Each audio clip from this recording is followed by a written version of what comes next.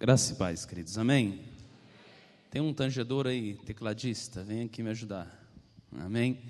Deixa eu externar nossa gratidão de estar aqui, pedir ao apóstolo para nos receber um dos domingos de janeiro, que vai fazer 15 dias, 15 ou 16 dias que estou sentado, estou com cara de cansado, né? Sendo ministrado às 7h30, horário mais cedo que saí até hoje, às 11 horas da noite. Então, assim, nós viemos, eu vi aqui um anúncio de companhia de artes, esse final de semana especificamente tivemos um Adorando Unidade dentro do curso, lá que nós temos, que eu estou fazendo, na verdade, não estou ministrando, estou sentado fazendo. E tinha uma companhia de artes lá que eu gostei muito, quem mexe com isso, se você não conhece, convido você a procurar, Companhia de Artes Tribos. Que coisa fantástica, que coisa maravilhosa.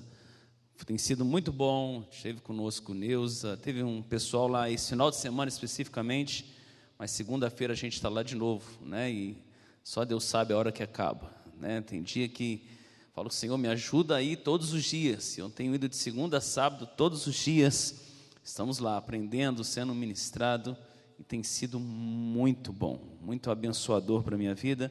Estou contando isso porque eu pedi a ele que pudesse me receber um dos domingos de janeiro, e ele gentilmente, mais uma vez, nos recebeu, a todos os irmãos, né?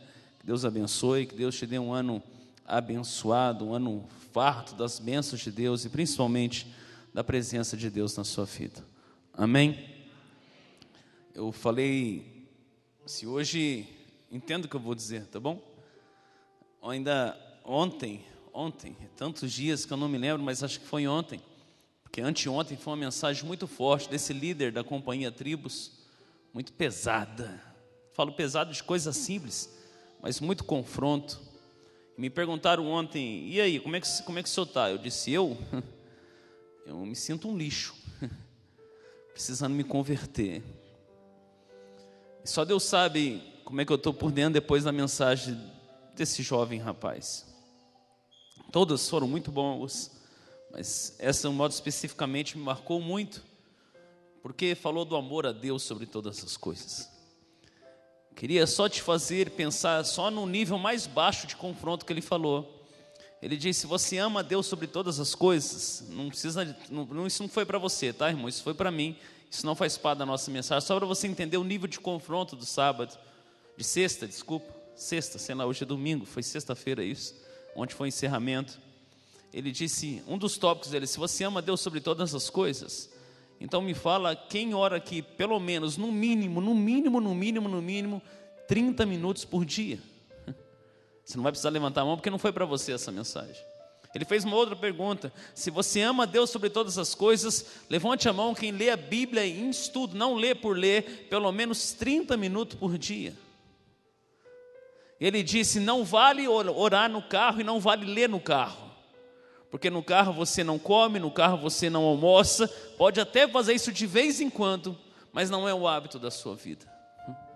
E aí só Deus sabe o que foi acontecendo aí para frente. Então assim, está muito vivo em mim. Foi uma noite marcante, foi uma noite que Deus me confrontou assim especificamente. Não vou falar disso aqui, lógico, isso não tem nada a ver com vocês, estou falando daquilo que Deus tem ministrado no meu coração, isso é para mim, para que eu possa me converter. Mas estou falando porque realmente está muito vivo, está muito fresco na minha alma, muito confronto, muito abençoador, algo de Deus mesmo para a minha vida. Acredito que é um tempo de Deus especificamente comigo. Mas quero te falar de outra coisa nesta noite. Nós não vamos nos alongar muito aqui na apresentação. Quero também pedir desculpas.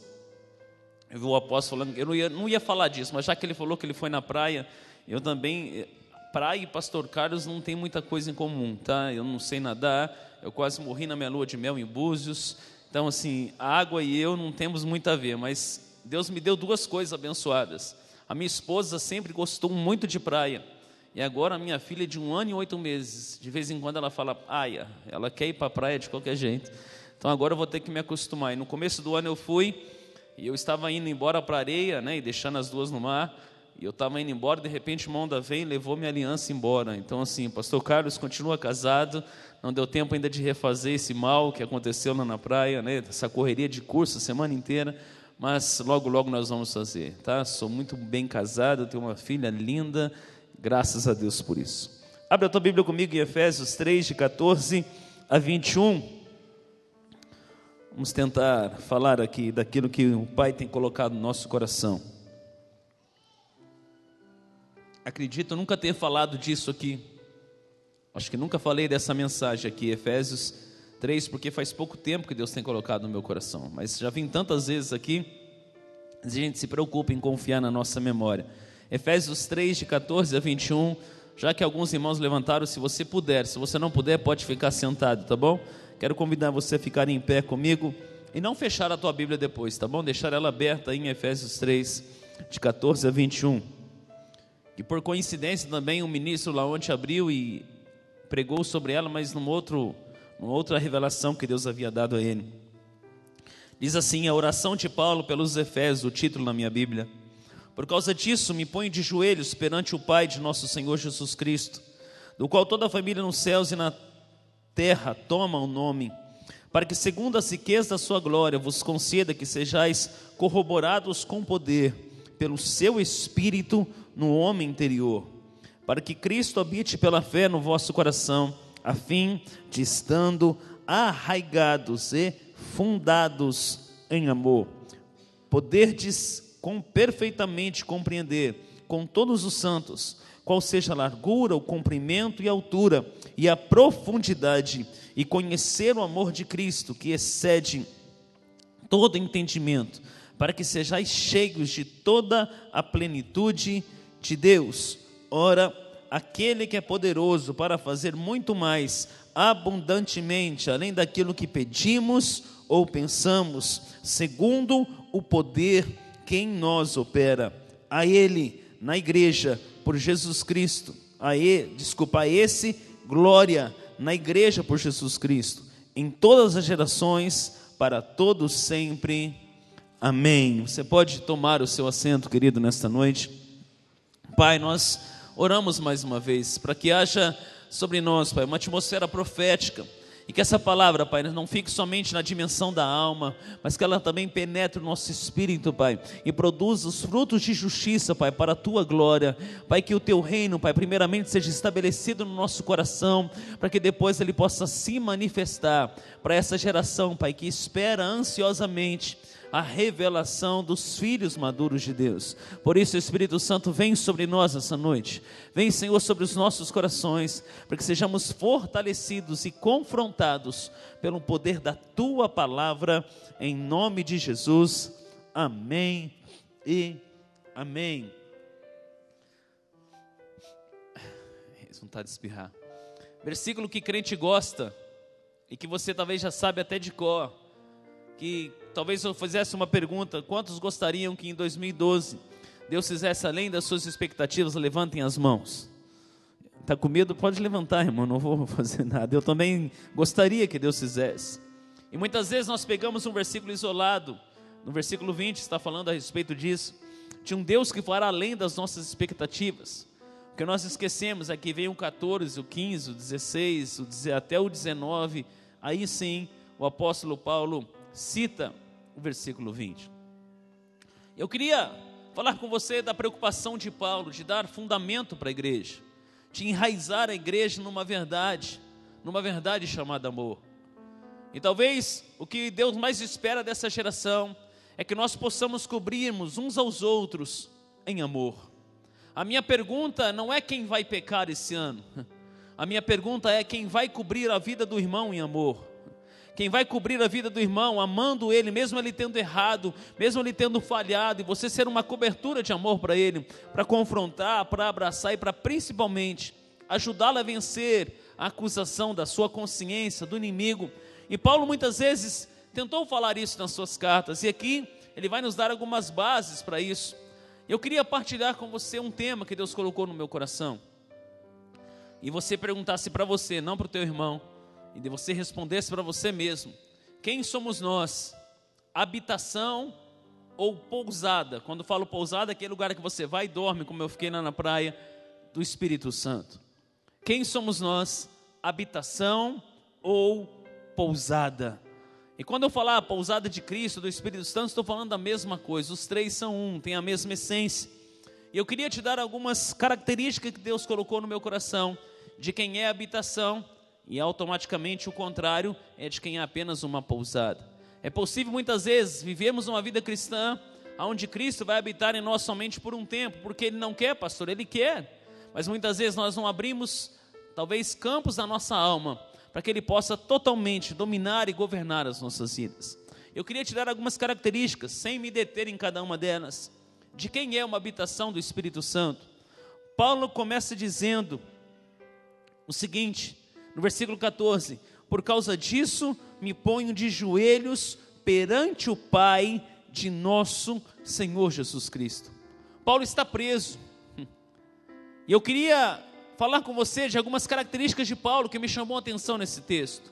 Paulo está preso, ele poderia dar inúmeras desculpas para não orar, ele poderia inventar inúmeras desculpas para não orar a Deus, por quê? Porque ele está preso por causa do benefício do reino de Deus, para proclamar o reino de Deus. E a Bíblia diz, e Paulo escrevendo, ele disse, olha, por causa disso, nós já está se referindo aos versículos anteriores, eu me ponho de joelhos diante do Pai, o Pai de nosso Senhor Jesus Cristo.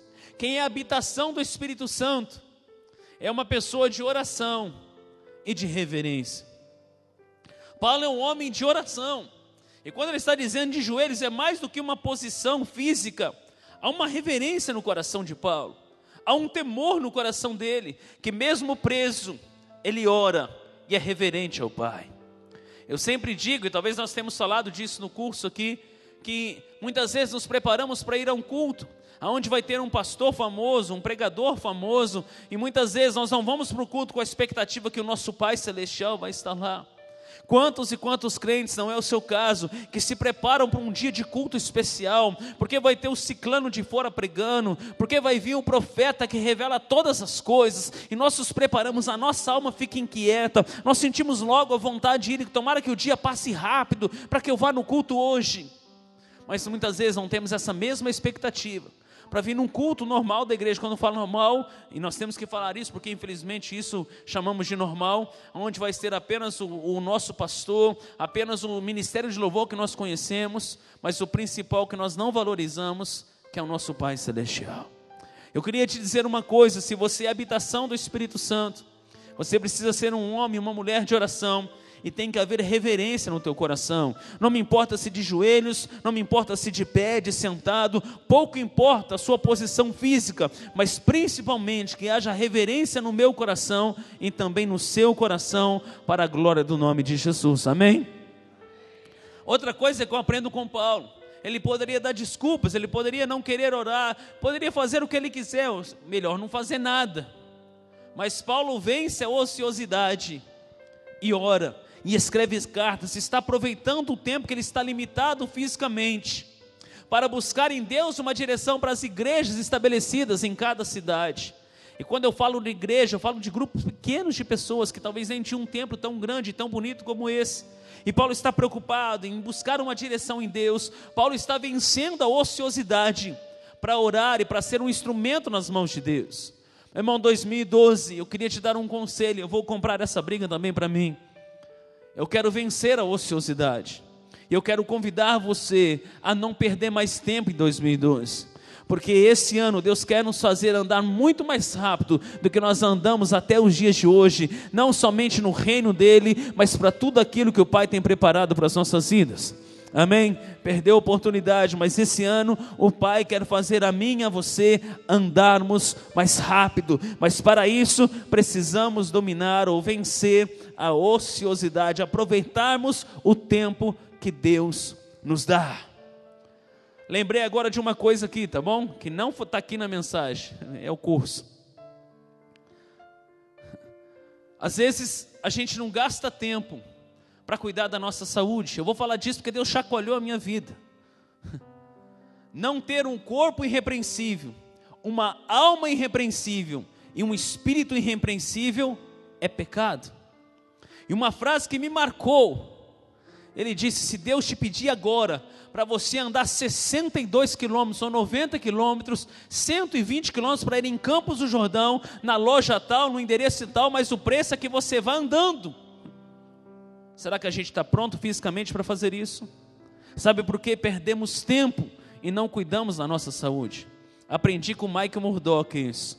Mike Murdock fala que tem muito crente que fala que do corpo dele Deus cuida. E ele falou para os pastores, só tinha pastor, ele disse: olha para o teu irmão e fala: o teu corpo está precisando de um milagre.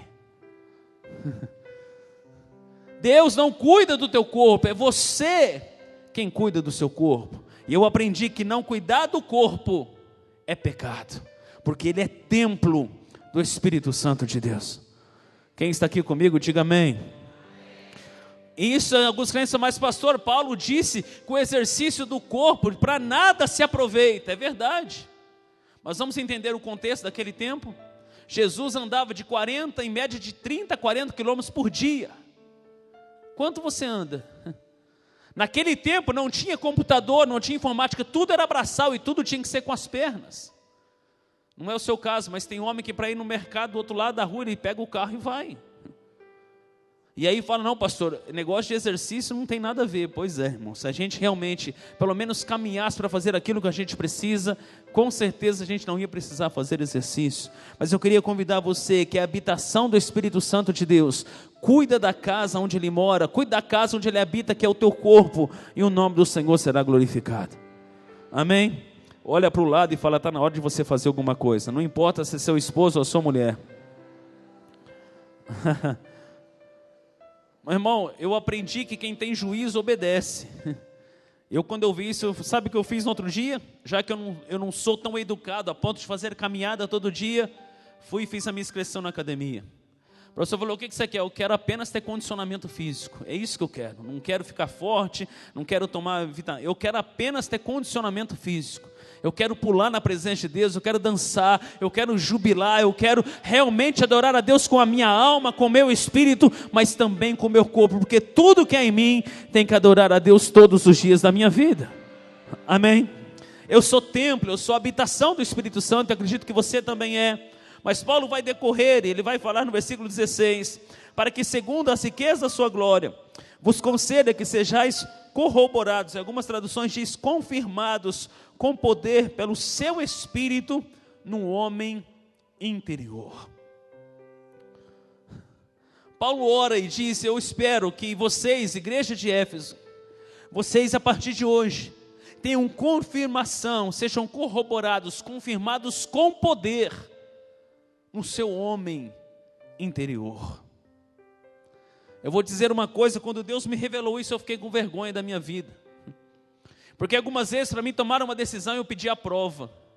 E o Espírito Santo ministrou no meu coração: prova é para quem é menino.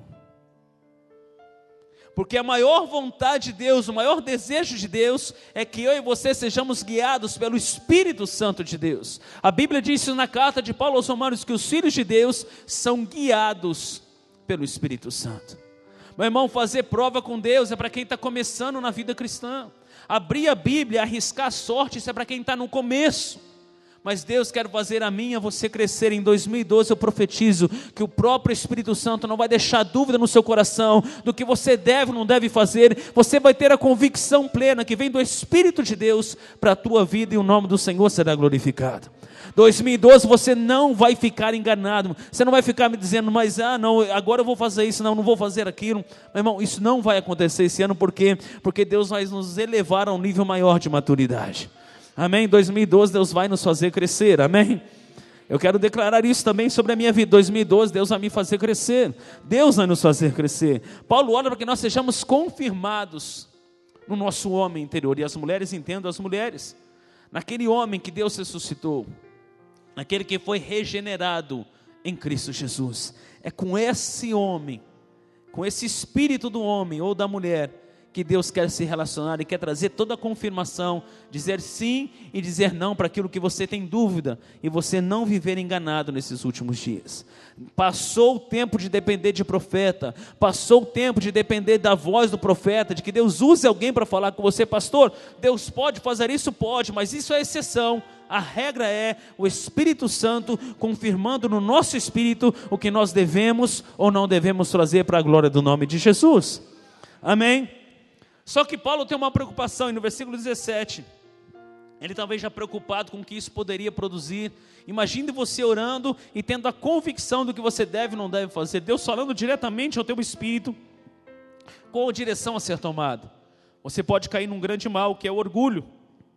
E Paulo, já preocupado com isso, ele vai no versículo 17 e diz: para que Cristo habite. A palavra principal para nós é esse habite aqui. Habite pela fé no vosso coração, a fim de, estando arraigados e fundados em amor. Hoje uma palavra pastoral para o teu coração. Uma das maiores preocupações que certamente tem o meu coração, e talvez possa ter também o seu, é de quando Deus nos levar a um nível maior de maturidade, nós não fundemos e não arraigamos a nossa vida em amor. Porque nós podemos correr um sério risco, depois de estarmos maduros, fixar as nossas raízes no orgulho, no estrelismo gospel, ou qualquer coisa parecida. Essa palavra gospel tem doído a minha alma. Por quê? Porque muitas vezes, tudo aquilo que Deus tem feito, está fazendo na vida de muitas e muitas pessoas, elas se esquecem que as suas raízes têm que estar fundamentadas, arraigadas no amor. Não vale a pena eu ter a direção de Deus, Deus ministrar na minha vida, Deus usar de mim para ministrar a vida de pessoas, assim também com você, se as nossas raízes não estiverem fixadas em amor. Porque esse fundados quer dizer constituídos, estabelecidos, formados, edificados em amor.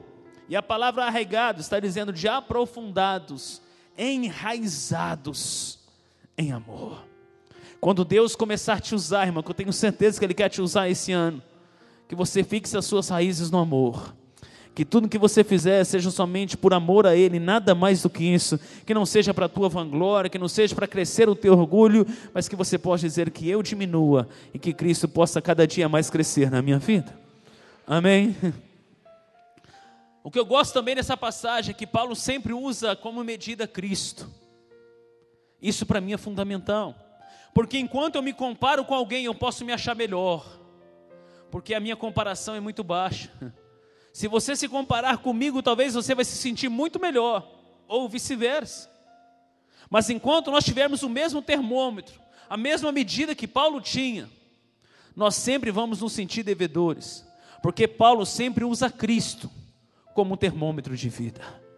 E muitas vezes nós vamos para a igreja, e nós vemos um irmão muitas vezes confessar um pecado, ou falar de um erro que ele cometeu, e a gente já não cai mais naquilo, e muitas vezes a gente se sente bom, a gente se sente melhor do que ele, por quê? Porque a nossa medida está muito pequena. Com certeza esse sentimento não aflorava no coração de Paulo, porque Paulo tinha um termômetro muito alto, o maior de todos, a maior medida que Paulo tinha, que um homem pode ter, é Cristo. E se a nossa medida for Cristo, se o meu alvo de ser um cristão for o meu irmão mais velho que é Cristo, irmão, eu vou sempre estar devendo. Eu vou sempre ficar com vergonha da minha vida. Eu vou sempre sentir que eu preciso melhorar um pouco mais. Mas se eu me comparo com alguém, ou com qualquer um que talvez não está vivendo uma vida cristã saudável, eu talvez vou ser pego pelo orgulho e achar que eu já sou alguma coisa. Por isso eu queria te convidar a partir de hoje. Quem sabe um dia eu possa dizer isso para você. Como Paulo depois de um tempo disse isso para a igreja: agora vocês podem me imitar, porque eu sou imitador de Cristo. Mas isso ele não fez da noite para o dia. Quem sabe um dia eu possa chegar também a esse nível. Você pode chegar e dizer para o irmão: irmão, pode se comparar a mim, porque eu copiei a Cristo. Se você me copiar, com certeza você também vai estar agradando a Cristo. Amém? A minha oração é que um dia nós possamos falar isso também. Eu sei que isso está fora de moda, irmão, mas faz parte do Evangelho. Amém? Cadê o povo que está comigo? Amém, irmãos? Aí Paulo vai dizer no versículo 18 e 19, para que vocês possam compreender e conhecer. Eu vou ler com você. E poderes perfeitamente compreender com todos os santos qual seja a largura, o comprimento, a altura e a profundidade. Paulo não está falando apenas de compreender, mas Paulo vai usar depois uma outra palavra, mas eu quero usar a primeira palavra, compreender. Quando Paulo usa a palavra compreender, ele está falando a um conhecimento intelectual, sugere uma compreensão intelectual. Paulo fala: eu espero que vocês compreendam intelectualmente qual seja a largura, a profundidade e a altura do amor de Cristo por vocês. Meu irmão, se eu pensar na cruz do Calvário, e lá no curso, em um dos dias de arrependimento, teve aquele filme de novo, Paixão de Cristo, e eu tinha dito para mim mesmo que eu não ia mais querer ver aquela cena, porque é muito forte aquilo, e eu sei que foi muito mais do que aquilo. Intelectualmente eu entendo. E Paulo disse, eu espero que vocês entendam isso. Compreendam intelectualmente, Paulo estava dizendo. Se Paulo tivesse parado aqui, irmão, estava bom demais para muitos cristãos, quem sabe para toda a igreja nessa noite. Só que Paulo continua no versículo 19 e diz, mas não somente compreendam, mas que vocês possam conhecer o amor de Cristo, que excede todo entendimento, para que sejais cheios de toda a plenitude de Deus. Quando Paulo usou a palavra compreender, ele estava falando de um conhecimento intelectual. Agora, quando Paulo usa a palavra conhecer, ele está se referindo a um conhecimento alcançado pela experiência, um experimentar diário do amor de Cristo. É muito triste, falo por mim, não por você, quando nós vivemos de experiências semanais ou mensais ou anuais do amor de Cristo. Quando Paulo esperava que eu e você experimentássemos o amor de Cristo todos os dias da nossa vida. Vida cristã não basta somente aceitar a Jesus como Salvador, não basta somente vir à igreja, adorar a Deus, entregar dízimo e oferta. A vida cristã também se baseia, tem como alicerce um experimentar do amor de Cristo, pelo menos 1 minuto por dia na sua vida, no seu trabalho, aonde quer que você esteja. Deus espera que eu e você em 2012 possamos dizer, vivi 365 dias experimentando o amor de Cristo pela minha vida. Eu me senti amado esse ano de 2012. E eu também quero declarar agora como voz profética que 2012 você não vai se sentir mais abandonada, você não vai mais se sentir mais isolado, você não vai mais se sentir jogado pelo lado. Por quê? Porque o amor de Cristo vai te constranger, o amor de Cristo vai fazer você se sentir amado todos os dias da sua vida. Portanto, eu estou correndo para chegar aonde eu quero. Portanto, a súplica de Paulo é para que os crentes tenham um conhecimento do amor de Cristo e uma profunda experiência com Ele. Paulo fala de profundidade. Paulo fala de coisas, sabe, que são altas, altura. Paulo está falando de coisas de intensidade. Quantos gostariam que Deus fizesse além das suas expectativas? Paulo deu a chave. Experimentar o amor de Cristo.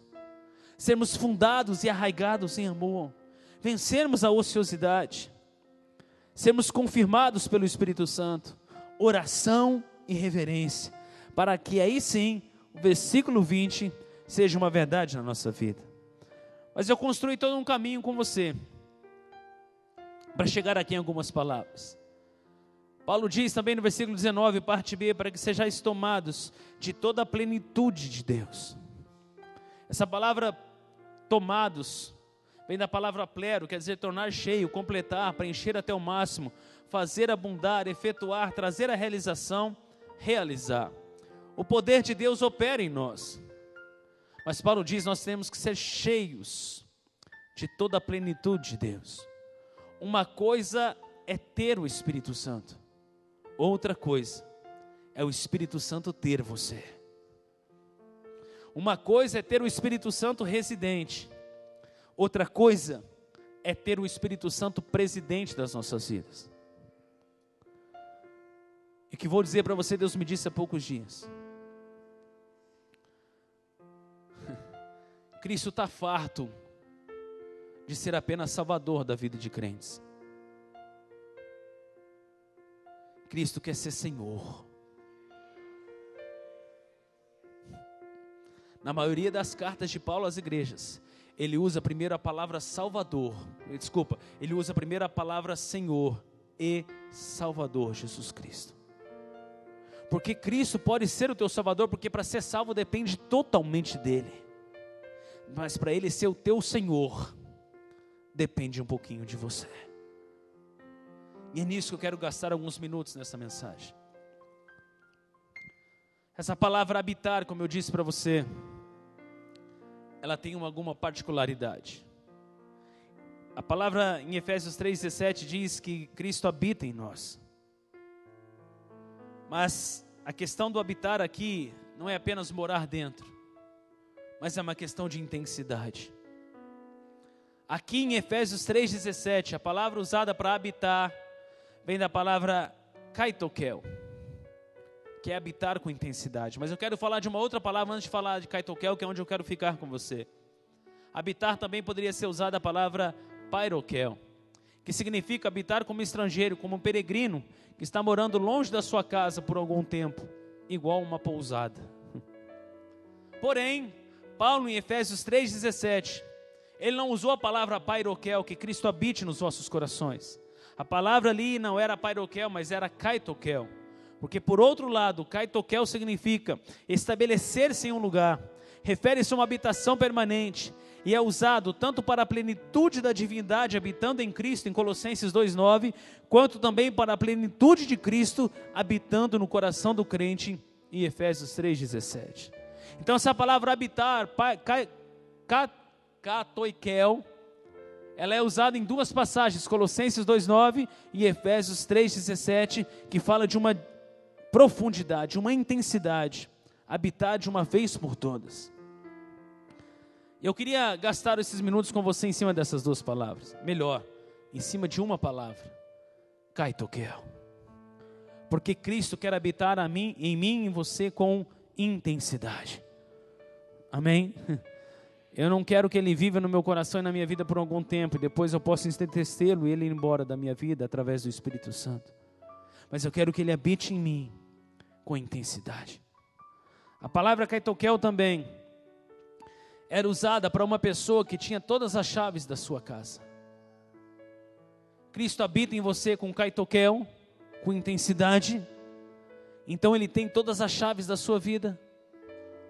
De todos os departamentos da sua vida, Ele tem a chave. Posso confessar um pecado aqui? Ele está me ensinando, e eu sei que vai custar um pouco para mim aprender, a dar a minha chave da minha vida financeira para Ele, e dizer, ela é tua. Porque desde o dia que eu tive a minha filha, eu entrei em parafuso. Eu disse, Deus, e agora? Pastor, o senhor não fez isso já várias vezes. O senhor não entregou a chave para Ele, eu entreguei. Só que muitas vezes, quando a coisa aperta, sabe o que eu faço? Com as minhas atitudes, eu tomo a chave da mão dEle. Cristo é Senhor de todas as áreas da sua vida. Cristo é Senhor da tua vida emocional. Ou quando a coisa aperta, você dá um jeito e dá uma melhorada na sua vida emocional. Às vezes a gente canta algumas coisas que eu tenho medo de cantar hoje em dia. Por quê? Porque a gente fala que Deus é o nosso refúgio. Mas quando a coisa aperta, você sai de casa para esparecer ou você vai para o quarto orar? Realmente Cristo tem sido o Senhor das nossas vidas. Ele tem a chave de todos os departamentos da nossa vida financeira, emocional, sentimental, espiritual, ministerial. Você tem entregue todas as chaves da sua vida para Ele, ou de vez em quando você vai lá e toma com as suas atitudes? Confesso pecado, eu ainda às vezes tomo a chave das mãos dEle. Eu falo, Senhor, me perdoa, a minha atitude tomou a chave das suas mãos, tenha paciência comigo, Senhor, eu vou te devolver de novo. Eu falo da minha luta, mas eu não sei qual é a tua. A palavra kaitokel é para aquele que dá todas as chaves da sua casa para uma autoridade. Você já deu todas as chaves da sua vida para Ele?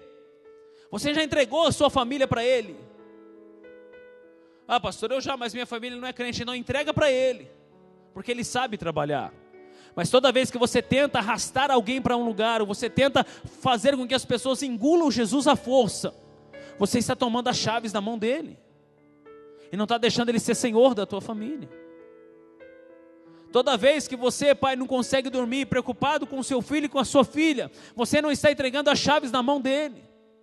Você está querendo ser Senhor da vida do seu filho e você não vai conseguir, e eu também não vou conseguir. Porque eu não vou poder controlar, eu não vou poder estar com ela todos os momentos da vida dela. Por isso é melhor deixar o Senhor tomar conta da vida dela. A palavra kaitokel também significa sentir-se bem em casa. Cristo sente bem na sua casa, através do Espírito Santo aí no seu coração, ou de vez em quando Ele é assombrado por algumas coisas que você faz e que eu também faço. O Espírito Santo se sente bem na sua casa, dentro de você, ou de vez em quando você entristece o seu maior hóspede da sua vida. Os mesmos anjos que estavam na casa de Abraão, eram os mesmos anjos que estavam na casa de Ló.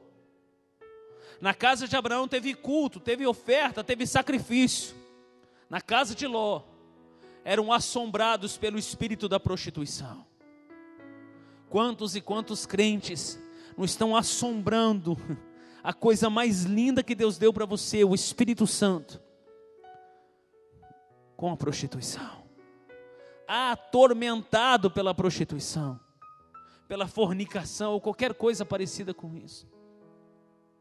Na casa de Abraão, eles foram muito bem recebidos, comeram, beberam, teve culto, teve liberação de bênção. Na casa de Ló, atormentados pelos homens que queriam entrar e se deitar com eles, pelo espírito da prostituição. O Espírito Santo se sente bem na sua casa? É por isso que eu fiquei pensando naquilo que o jovem disse. Tem orado 30 minutos no mínimo, ele disse no mínimo por dia. Tem lido a Bíblia, pelo menos lido e estudado a Bíblia 30 minutos por dia. Não é fazer correndo, não é orar de qualquer jeito, não é falar com Deus de qualquer forma. Pastor, eu não posso orar no carro? Pode, lógico que você deve orar em todos os momentos da sua vida. Mas a minha pergunta nesses 30 minutos no mínimo é naquele lugar secreto, onde é só você e Ele. De verdade, Cristo é habitante ou é visitante na sua casa? No seu espírito, na sua alma, no seu coração, através do Espírito Santo. Ele tem tranquilidade habitando em você? Ou de vez em quando, ele quase sai da sua casa? A Bíblia diz, não contristais o Espírito Santo, pelo qual fostes selados para o dia da redenção. Só de você estar aqui, eu tenho certeza que Ele está dentro de você. Porque por Ele nem aqui a gente viria nessa noite. Sem Ele aqui, nem aqui a gente estaria. Então eu tenho certeza que Ele está aí. Mas eu queria te dizer uma coisa, Ele está com fome. Fome da tua vida. Fome da tua entrega. Fome da tua doação. Fome da sua vida com Ele. O coração do crente é o lugar da habitação de Cristo. Cristo é habitante ou viajante na sua casa, através do Espírito Santo? Outra pergunta, Cristo se sente bem na sua casa? E a maior talvez de todas elas, Cristo tem todas as chaves da sua casa, de todos os departamentos da sua vida, emocional, espiritual, profissional, ministerial, e aí você vai.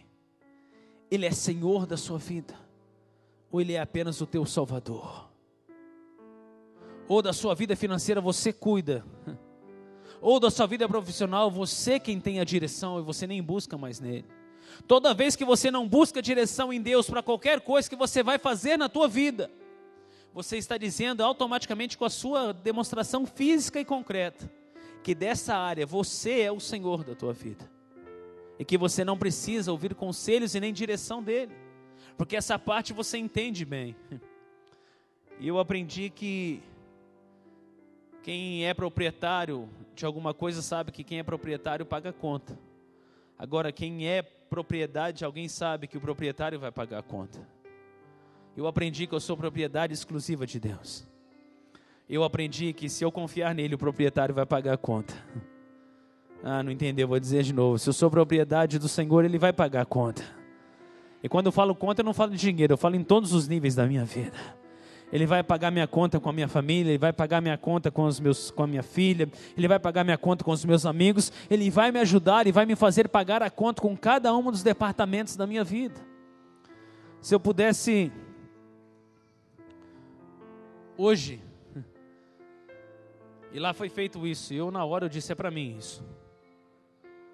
Quem quer aceitar Jesus, não como teu Salvador, mas como Senhor da tua vida. Eu entendo agora um versículo, e o ministério, se puder pensar numa canção para a gente cantar, se quiser vir para cá, já pode vir, tá bom? Só uma canção. Resumindo, Cristo precisa habitar em nós com toda a plenitude e ter todas as chaves da nossa casa. Aí eu entendo o que Jesus disse em João 14, 23. Jesus respondeu e disse-lhe, se alguém me ama, guardará a minha palavra, e eu e o meu Pai viremos para ele, e nele faremos morada. Kaitokel. E neles faremos habitação permanente. Eu e meu Pai habitaremos nele de uma vez por todas. E toda a plenitude do Pai, como disse Paulo aos Efésios, habitará no coração de um filho de Deus aqui nessa terra. Eu não quero convidar você a ter apenas uma porção, uma pequena parte da vida de Deus em você. Eu quero convidar você a ter a plenitude do Pai habitando no teu espírito, no teu coração, na tua alma, e você poder dizer: já não sou eu mais quem vivo, mas é Cristo quem vive em mim. Às vezes as pessoas falam que a sombra de Pedro curava. É mentira, porque a sombra de Pedro já era Jesus. Já não era mais ele também que vivia, mas era Cristo que vivia em Pedro. O reflexo de Pedro não poderia curar ninguém, porque o reflexo de Pedro já era Cristo, por isso a sombra dele curava. O suor dos apóstolos não era mais suor de carne, mas era o suor da vida de Cristo habitando neles, por isso curava. Pastor, quando é que eu vou agir e atuar nos dons ministeriais? Quando você for cheio de toda a plenitude de Deus habitando na sua vida.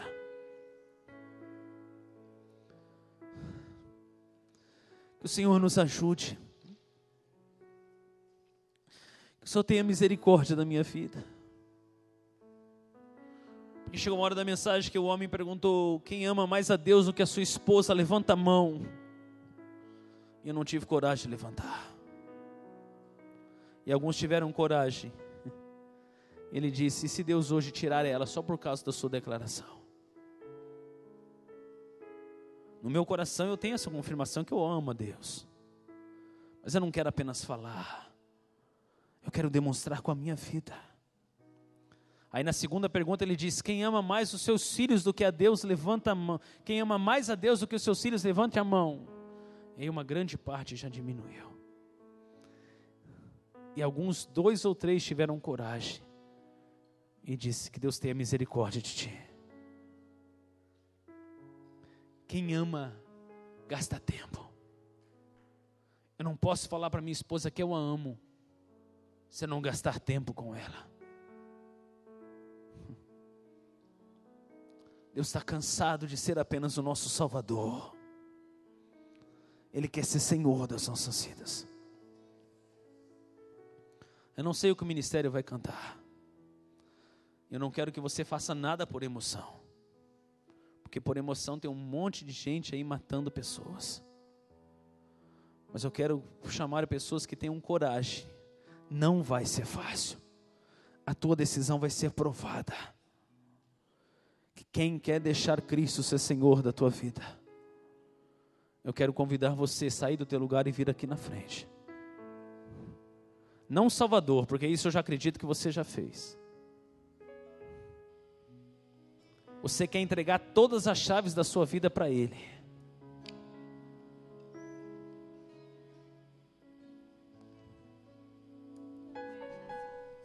Vamos adorar a Deus enquanto as pessoas vêm, que vocês quiserem.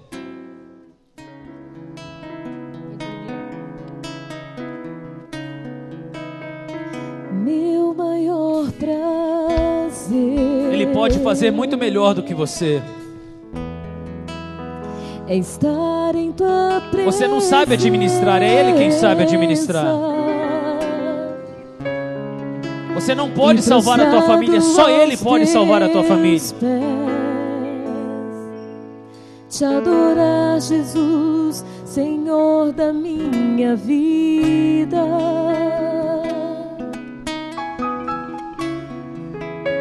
Eu ouço. Se eu pudesse, eu desceria também. Eu quero que Ele seja Senhor da minha vida, Senhor do meu ministério, Senhor da minha esposa, da minha filha. Quero mais de ti, Senhor. Eu quero que Ele seja Senhor da minha casa. Do teu poder e a tua unção. Faça a tua entrega a Ele. Eu não posso fazer isso por você. O que você tem de mais precioso, dá para Ele nessa noite.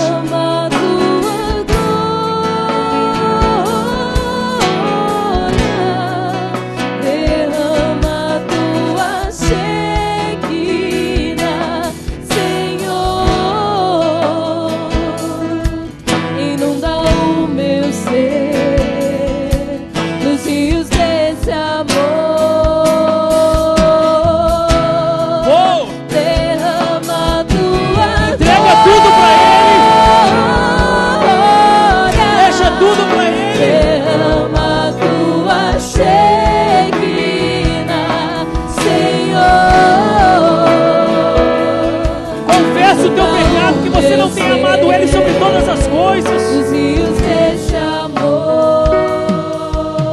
Segura um pouquinho. Hoje o pastor leu uma passagem aqui.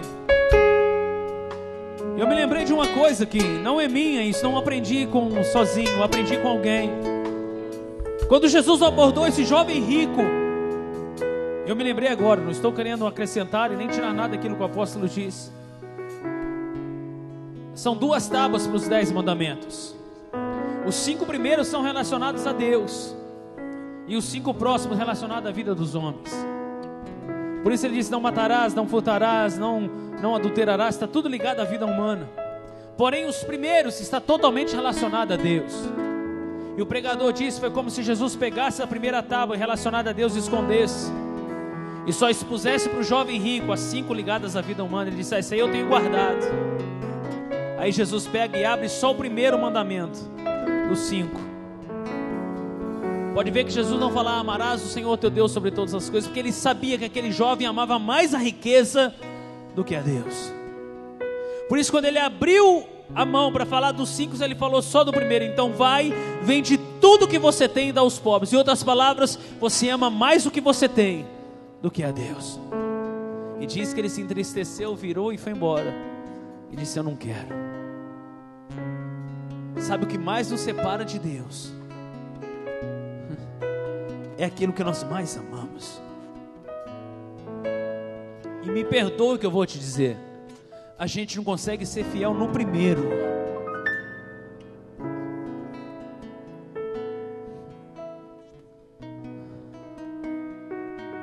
É para você e para mim. O ministério vai adorar. Eu não posso orar por você, irmão. A entrega tem que ser sua. Só você sabe o que você tem gastado mais tempo do que com Deus. Só você sabe. Eu queria convidar você nessa noite a orar e dizer: Pai, eu vou te fazer melhor, eu vou te amar sobre todas as coisas. Eu amo a minha mulher mais do que minha filha, mas eu preciso amar a Deus mais do que a minha esposa. Sobe o teu Moriá nessa noite e sacrifica o teu Isaac para Ele, e coloca o teu Isaac no devido lugar dele, para que Deus realmente possa ser prioridade na tua vida. Enquanto o ministério adora, nós vamos encerrar agora, depois que eles terminarem. Mas eu queria que você fizesse a tua oração no teu lugar. Você já andou, saiu do teu lugar, agora faça a tua entrega. Fala para Deus, confessa o teu pecado, do que você tem amado mais do que a Ele, e fala: Deus, a partir de hoje eu vou te amar acima de todas as coisas. Eu vou te amar sobre todas as coisas que o Senhor me deu e já fez na minha vida, mais do que o meu ministério, mais do que a minha vida. Eu vou te amar sobre todas as coisas. Vida de adoração quebranta o meu coração com o óleo do Espírito. Pai, eu entrego a cada vida nesta noite que saiu do seu lugar, Pai, e reconheceu que precisa fazer o Senhor da nossa vida. Vem ser Senhor do teu povo, Senhor. Venha ser Senhor da tua igreja. Venha ser Senhor da nossa história. Nós não sabemos fazer nada. Tu és o Senhor das nossas vidas. Então vem sobre nós. Estabelece o teu altar sobre as nossas vidas. Vem com o teu reino sobre nós.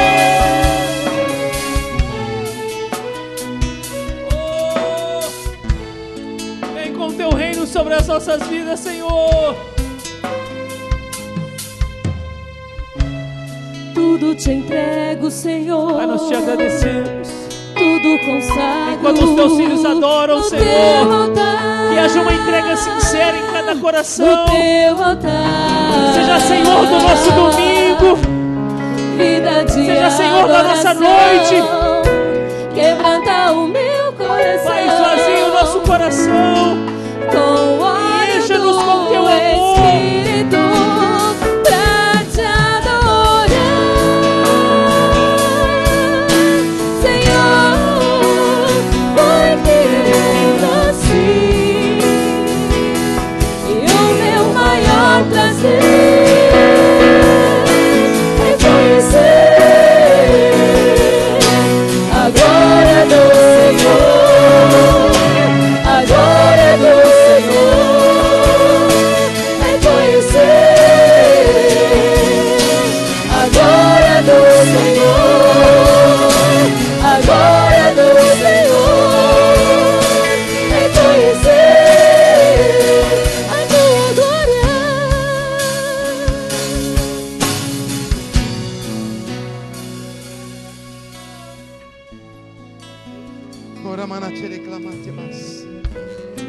Todos vocês que estão aqui à frente, todos vocês que saíram dos seus lugares e deram este passo na direção deste altar, dizendo assim: eu não quero apenas, ou não quero me relacionar com Cristo apenas porque Ele é Salvador da minha vida, mas eu quero me relacionar com Cristo porque Ele é Senhor da minha vida.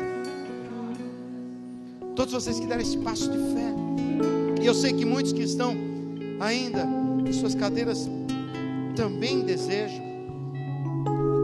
Eu quero que você, em nome de Jesus, repita após mim, diga assim: Senhor, uma vez eu já disse sim ao Senhor.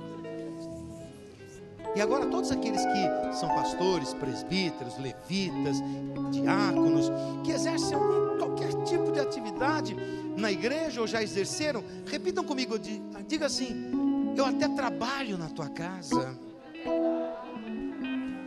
Todos aqueles que chegaram na igreja e estão aprendendo a caminhar, diga assim: estou até aprendendo a caminhar.